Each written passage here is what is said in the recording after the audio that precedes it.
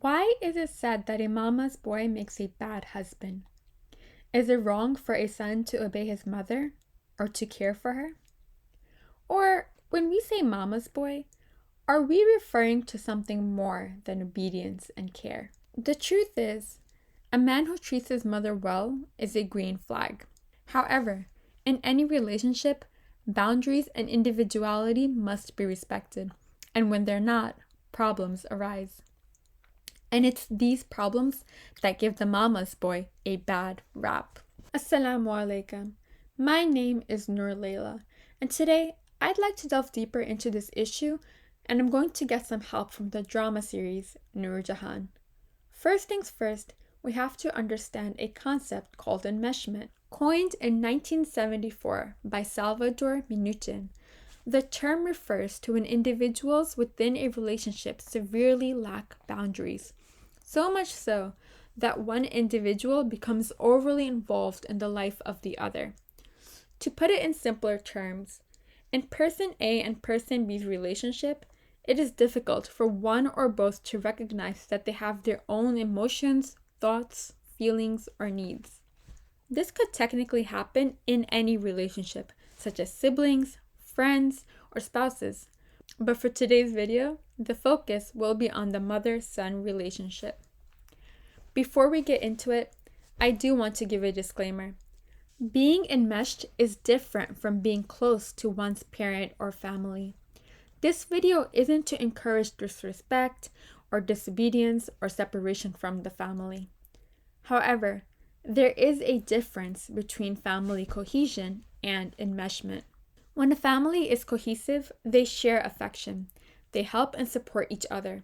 They get all the benefits of being part of a larger group without having to sacrifice their individual emotions or values. On the other hand, in enmeshment, members of the family practically become psychologically and emotionally fused. As we will discuss in this video, instead of strengthening the family, this weakens it. Now, onto the drama.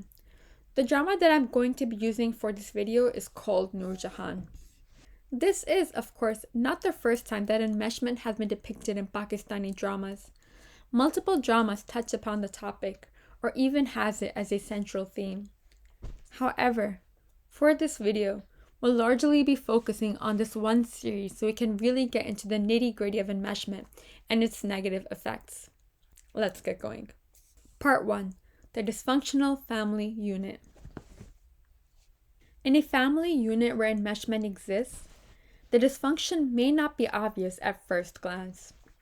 However, when you take a slightly closer look, the perfect facade falls apart. Take, for example, the issue of Safir and Maha. In Noor Jahan's world, it is taken for granted that she will select her son's wives. While parents are well within their rights to offer suggestions, they cannot impose their will on their child. But because of the enmeshment relationship that Noor Jahan has with her sons, she sees this as her right. मैंने अभी शादी के बारे में सोचा भी नहीं है। तो तुमने सोचना भी नहीं है, ये तो मेरा काम है ना। This puts Safir into a dilemma, since he's formed a relationship with Maha without Noor Jahan's approval. On one hand, he's making promises to Maha, and on the other, he's too caught up in this net of enmeshment to openly speak to his mother. In a cohesive family unit, this wouldn't be an issue. As Maha points out, Safir's answer, on the other hand, is indicative of his family's enmeshment. हमारी माँ का मानना है कि उनके दिल की बात और हमारी बात एक होनी चाहिए। Furthermore, Noor Jahan does find out about Maha. However, she does not address Safir directly because that would be acknowledging that he can form a relationship on his own, outside of her influence. Instead, she asks for Sumbul's hand in marriage and tells Safir after the fact. Safir is unable to openly refuse. He reacts with shock and does try a few times to tell his mother about Maha, but she interrupts him each time, going so far as to pretend to faint during one such attempt. Safir also tries to find an ally with his brother Hunad. However, Hunad himself is so enmeshed with his mother that he not only refuses to support him, he does not even sympathize with his plight. In Hunad's eyes, It's a no-brainer that their wives will be chosen by their mother. So Safir decides that he will refuse to marry Sumbul at the time of the nikah. In a healthy family, open communication would have provided a solution. However, that avenue has now been closed, and so Safir is willing to do something drastic that will embarrass his family, Sumbul, and her family. And although his initial plan does not work out, and he ends up marrying Sumbul, he does still take extreme measures when he marries Maha and runs away a few weeks later. This makes a laughingstock of Noor Jahan and shows us that the family unity depicted in this earlier scene was just a facade, held together by enmeshment and falling apart in the face of any challenge. Part 2. The creation of a new dysfunctional family. However, it's not just this family unit that's weakened by enmeshment. Any new family that forms within this larger unit is also affected, and very harshly at that. Here, we'll focus on Hunayd and Safina. Safina is Noor Jahan's choice. At the beginning of the drama, we see her as a dutiful daughter-in-law, managing the household chores as Noor Jahan sees fit. And yet, Noor Jahan and Hunayd don't give her the respect she deserves as Hunayd's partner.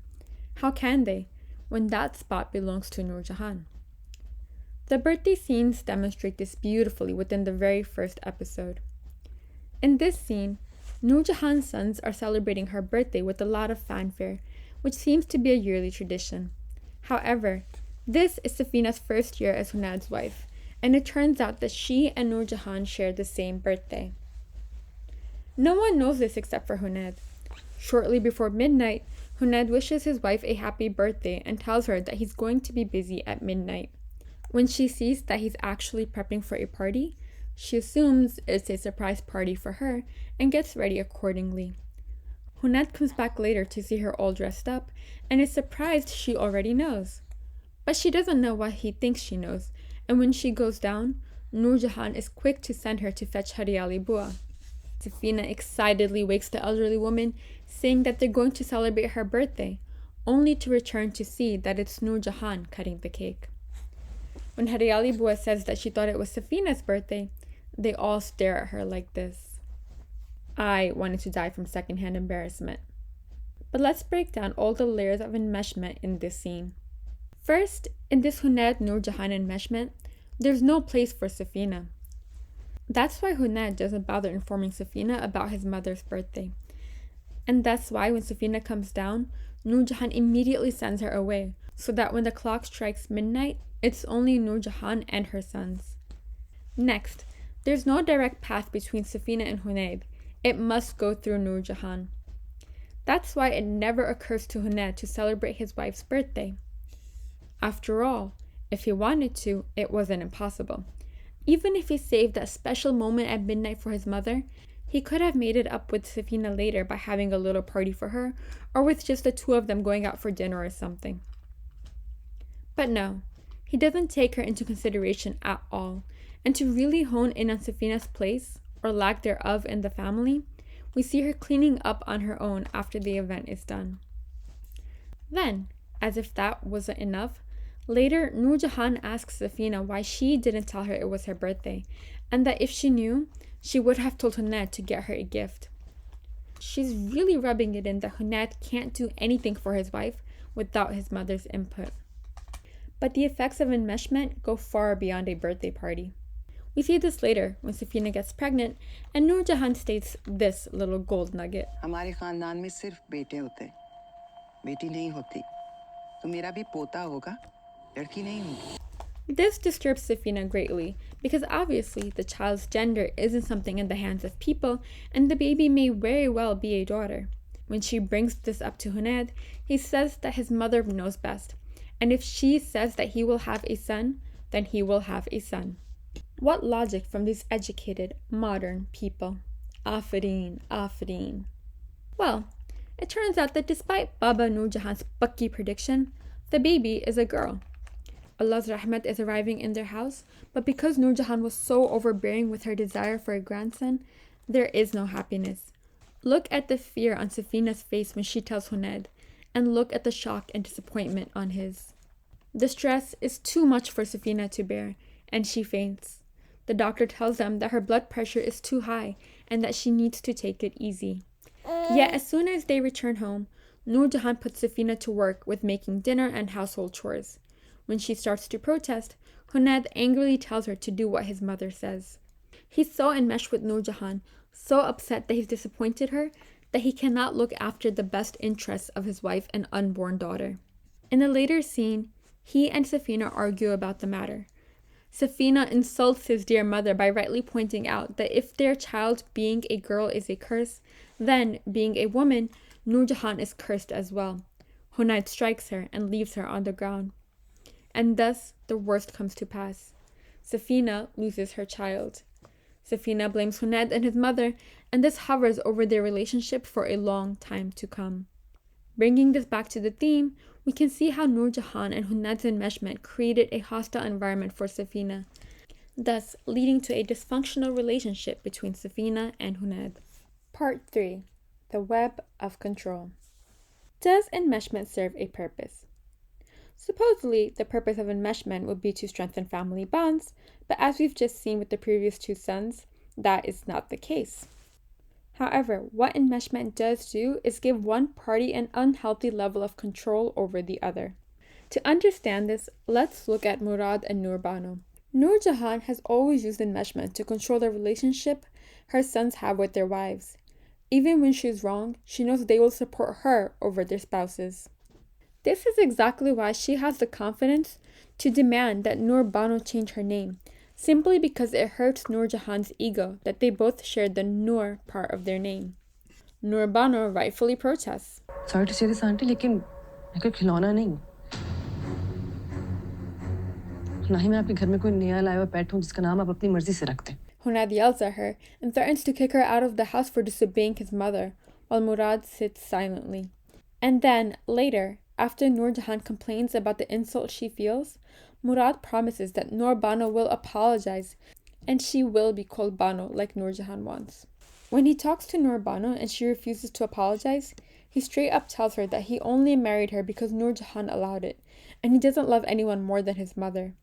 So we see that even if Noor Jahan says something completely wrong and unjust, her sons will support her because that is the level of control that enmeshment has given her.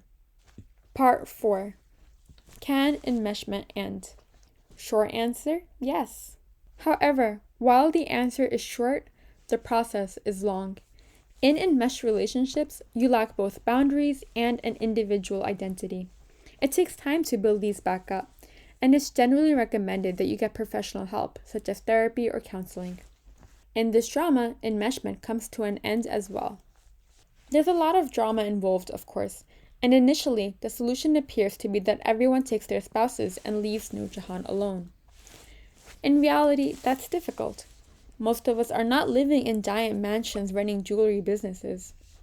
In lower and middle class families, living together is as much about necessity as it is about culture. So instead, I want to focus on Noor Jahan's character development. While I would have liked it if they showed her getting therapy, I honestly can't complain about such a healthy ending for a Pakistani drama. Noor Jahan listens to her Hayali Bua, takes months without her children to self-reflect, and finally sends a really heartfelt voice message. In this message, she explains her behavior without justifying it. She shows that she understands her flaws, that she started seeing her children as her property, and that she was perpetuating the abuse she'd suffered onto her own daughter-in-laws.